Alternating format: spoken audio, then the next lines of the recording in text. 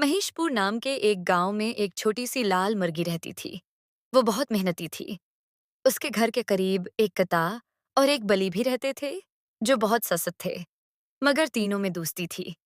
अक्सर कता और बलि मुर्गी की मेहनत का फायदा उठाते थे और तैयार खाने पर आ जाते थे। एक दिन मुर्गी को खेत में गंदम के चंद दाने मिले। उसने सोचा कि अरे, इन दानों कन को बोकर फसल उगाएगी और फिर रोटियां बनाएगी। उसे उम्मीद थी कि उसके दोस्त उसकी मदद करेंगे, मगर जब उसने कुत्ते और बलि से मदद मांगी तो दोनों ने बहाने बनाकर इनकार कर दिया। मर्गी ने हिम्मत न हारी और अकेले ही दाने बो दिए।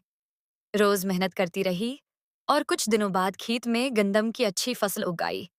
जब फसल काटने का वक्त आया तो फिर उसने दोनों से मदद मांगी, मगर उन्होंने फिर इनकार कर दिया।